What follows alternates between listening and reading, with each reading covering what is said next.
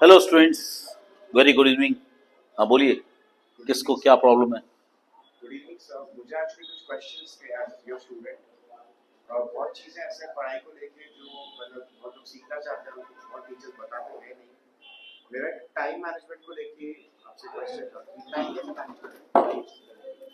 Time management बहुत बड़ा question है और बड़ा इम्पोर्टेंट है।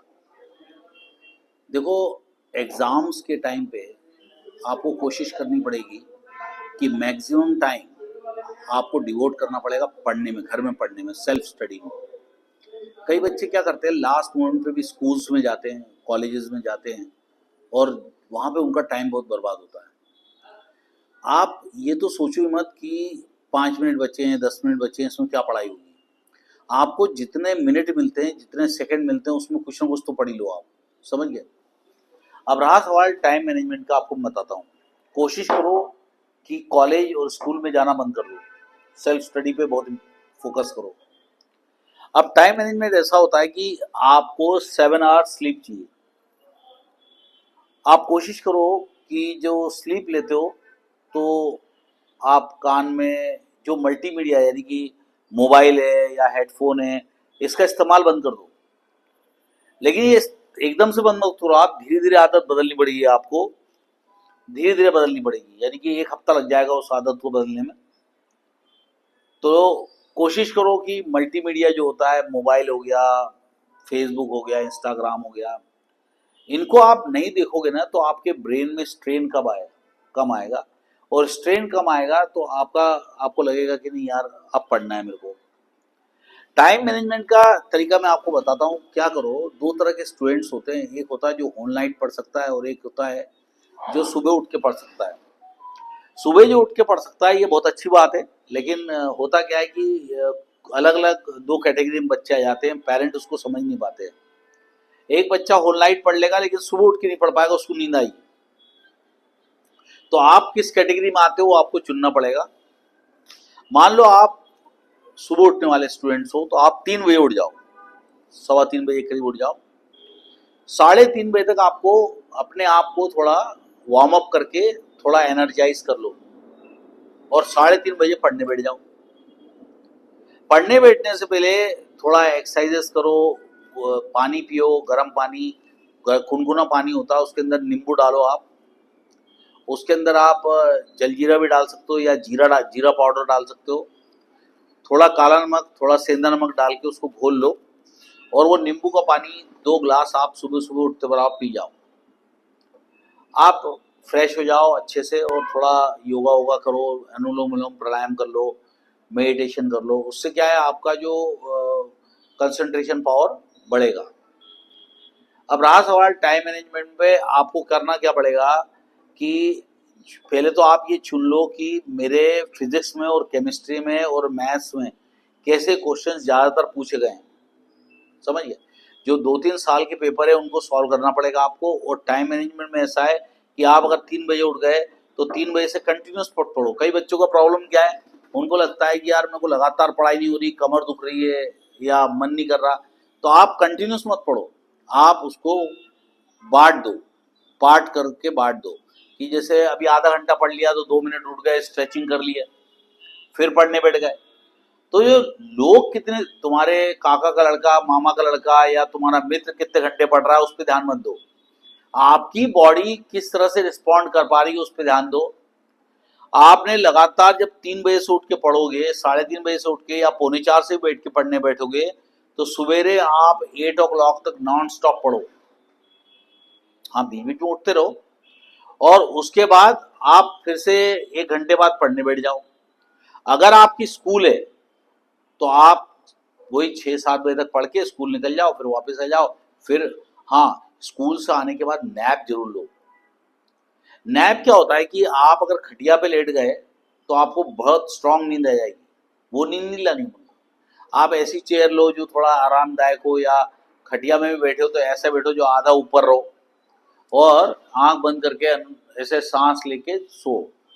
मैं आपको एक बहुत अच्छा तरीका बताता हूँ। ये जो अमेरिका के जो यूएस के जो आर्मी के पीपल थे, उन लोगों को बहुत काफ़ी जगना पड़ता था।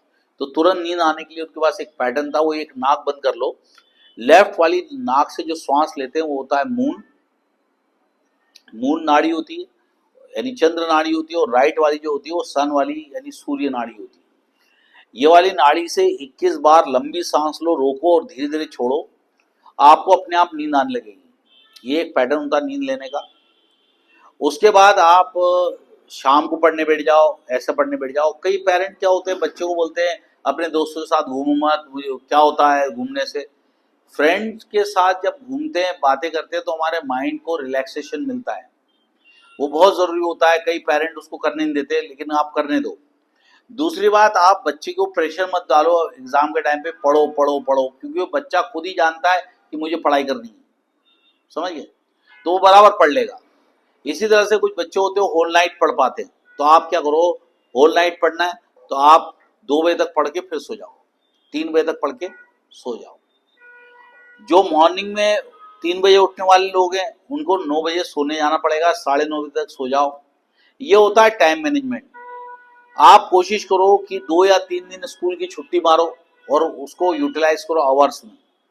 आपको क्या करना पड़ेगा, ये देखना पड़ेगा, जैसे 12th स्टैंडर्ड का बच्चा है तो फिजिक्स में लगभग 125 घंटे लगते हैं, 200 घंटे लग जाते हैं फिजिक्स का पूरा याद करने में और उसके न्यूमेरिकल्स करने में। तो 2, 3 या 6, 600 घंटे एवरेज, 600 घंटे आपको डिवाइड करने हैं। अगर आप डेली, अभी क्या चल रहा है, ये अभी चल रहा है अपना दिसंबर जनवरी फरवरी, आपके पास मैक्सिमम 2 महीने हैं।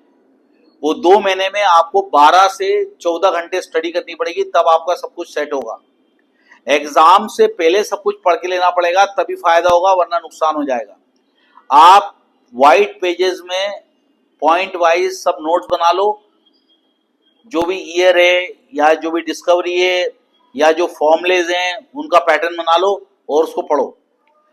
डेली 10 to 15 ऑर्गेनिक की इक्वेशंस लिखो कन्वर्शन के साथ, 5 to 8 न्यूमेरिकल्स डेली उतारो। आप देख के, जरूरत नहीं है आपको पढ़ने की, देख के उतारो। फिजिक्स के, केमिस्ट्री के और मैथ्स के 5 क्वेश्चन या 10 क्वेश्चन एज इट इज उतार डालो, इससे आपकी प्रैक्टिस होगी। फॉर्मुलेज नोट पढ़ो, और जो बार बार क्वेश्चन पूछे गए हैं लॉन्ग आंसर्स ज्यादा मार्क्स वाले, उनको पहले सॉल्व करके पक्का कर लो, समझ गए।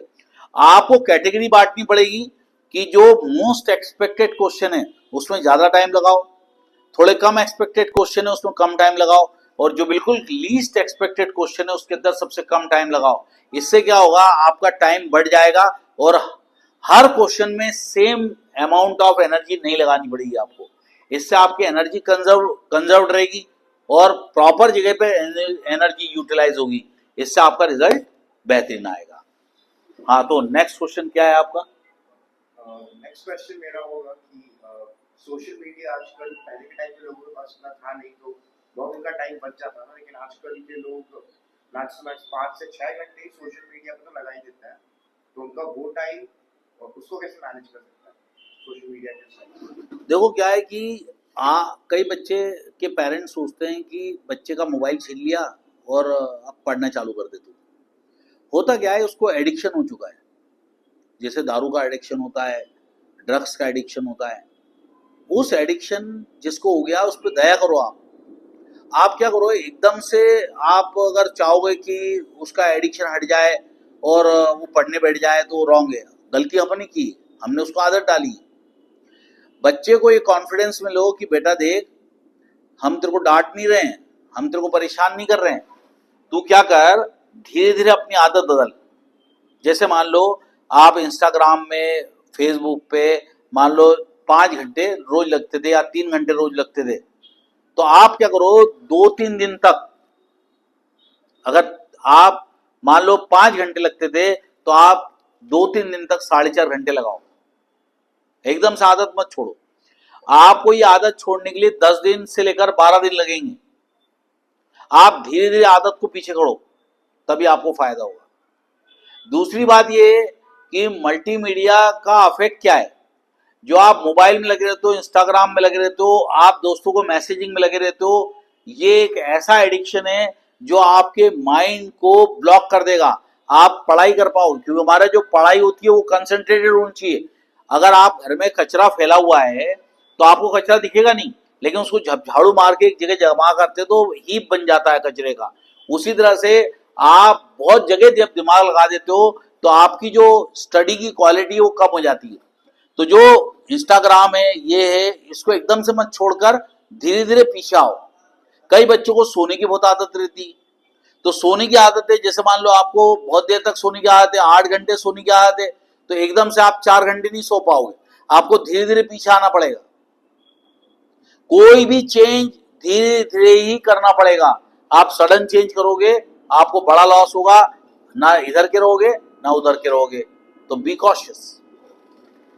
नेक्स्ट क्वेश्चन क्या है आपके पास? नेक्स्ट क्वेश्चन मेरा होगा, जब अगर सोशल मीडिया वगैरह छोड़ के आपने जो पॉइंट्स बताए वो फॉलो करके अगर पढ़ने भी बैठे तो बहुत टाइम ऐसा होता है कि दोस्त नीचे से बुला लेता है या फिर बाहर किसी खेलने की आवाज आ जाती है, तो कंसंट्रेशन जो है वो डाइवर्ट हो जाता है और पढ़ाई करने का मन नहीं लगता। फिर लगता है कि नीचे चले जाऊँ, थोड़ी देर खेल के आ जाऊँ, और फिर नीचे आके आके थक जाते हैं और फिर सो जाते हैं, तो पूरा दिन वेस्ट हो जाता है। पहली बात तो एग्जाम के टाइम पे ऐसा कोई लेबर नहीं करना है जिससे आपका बहुत ज़्यादा एनर्जी कंज्यूम्ड हो। आपको एक फ्रेंड रखना पड़ेगा जिसके साथ आप वक्त बिता सको और कम से कम आधा घंटा बिता सको।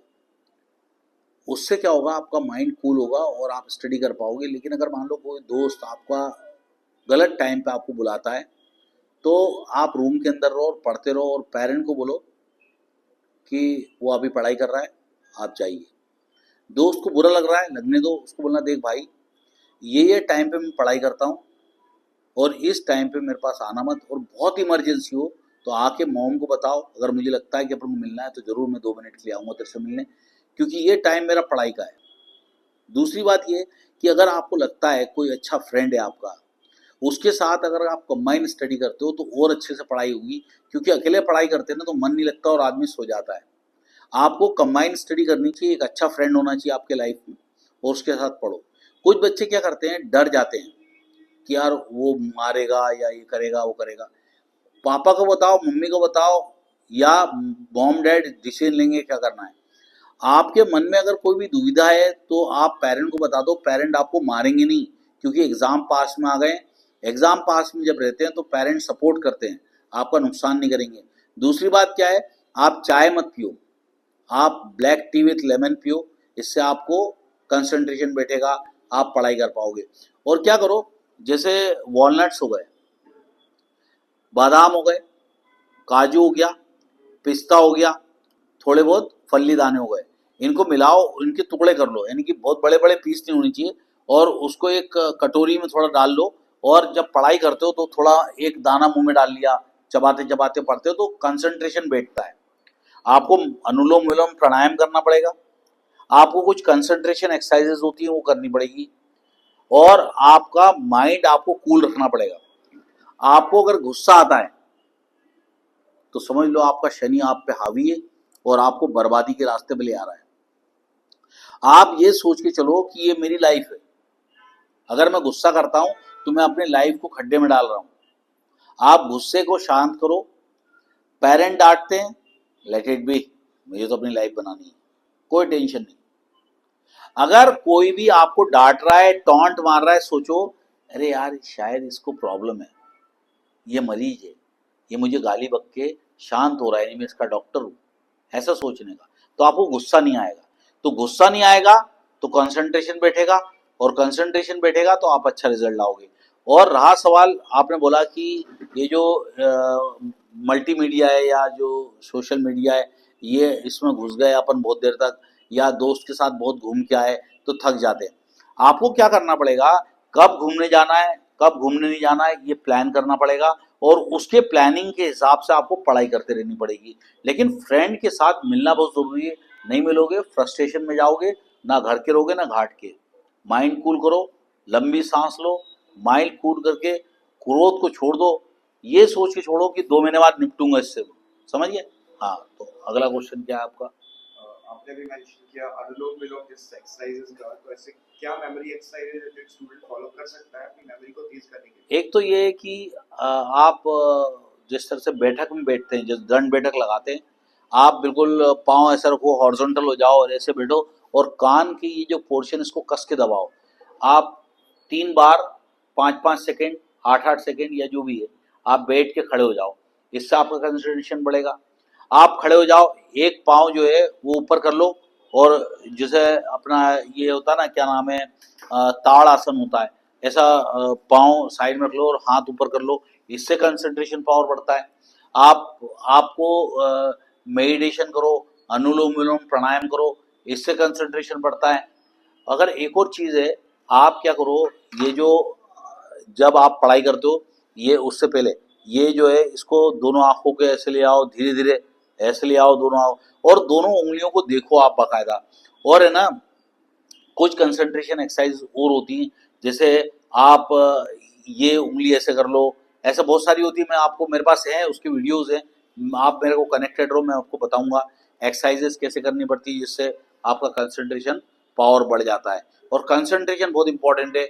आप लगातार पढ़ते रहोगे तो आपका फ्रस्ट्रेशन लेवल बढ़ेगा और आपको गुस्सा आने लगेगा। रहा सवाल, एक और फैक्टर है, भूख बहुत लगती है बच्चों को। आप कम खाओगे ना, भूख लगेगी तो नींद कम आएगी।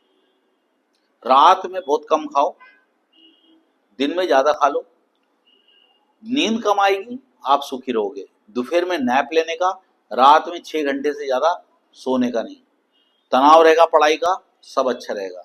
ओके, चलो लास्ट क्वेश्चन पूछ लो, क्योंकि इसके बाद वीडियो लंबा हो चुका है।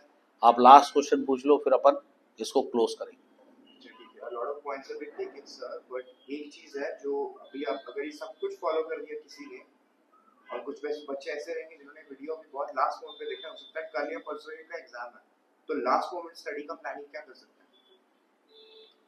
देखो, लास्ट मोमेंट पे जो पढ़ाई का प्लान तो ऐसा है कि जो इम्पोर्टेंट क्वेश्चंस होते हैं वो आप मालूम करो।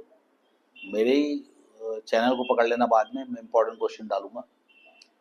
आपको क्या करना पड़ेगा, लास्ट मोमेंट पे जो मेन मेन पॉइंट्स है वो लिखने पड़ेंगे इम्पोर्टेंट क्वेश्चंस के, और सेलेक्टिव स्टडी करनी पड़ेगी।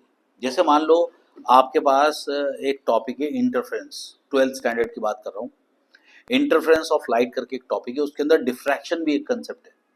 तो डिफ्रैक्शन हो गया बी पार्ट, डिफ्रैक्शन के आगे बी पार्ट हो गया जिसमें ब्रेविस्टस लॉ आ जाएगा, डिफ्रैक्शन आएगा, और यहाँ आ गए तो आपका इंटरफेरेंस आ जाएगा।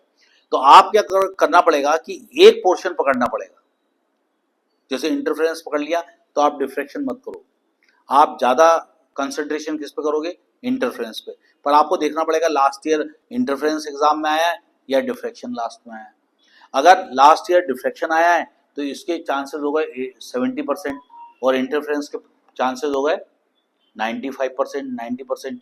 तो आप इसके ऊपर ज़्यादा टाइम लगाओ और डिफ्रैक्शन के ऊपर कम टाइम लगाओ। कोशिश करोगे डिफ्रैक्शन को छोड़ दो, क्योंकि मेरे पास टाइम कम है। आप बहुत सारा पढ़ के जाओगे ना तो आप फेल हो जाओगे। सेलेक्टिव स्टडी करनी पड़ेगी, आपको बांटना पड़ेगा, ये करना है और ये नहीं करना, लेकिन जितना पोर्शन करोगे उसको अच्छे से करने का। इंटरफेरेंस पैटर्न है तो इंटरफेरेंस पैटर्न क्यों होता है, बैंडविड्थ क्या होती है, उसके न्यूमेरिकल्स क्या होते हैं, उसके रीजनिंग क्वेश्चंस क्या होते हैं, उसके डायग्राम्स क्या होते हैं, वो प्रॉपर प्रैक्टिस करके आपको जानी पड़ेगी, तो ही आपका मार्क्स। लास्ट मोमेंट पे सेलेक्टिव स्टडी आपको करनी पड़ेगी। ठीक है, thank you sir, I think that's all, सारे क्वेश्चंस का आई थिंक, थैंक यू बेटा। इसी तरह से बच्चों मेहनत करो और पूरा जोर लगा के मेहनत करो।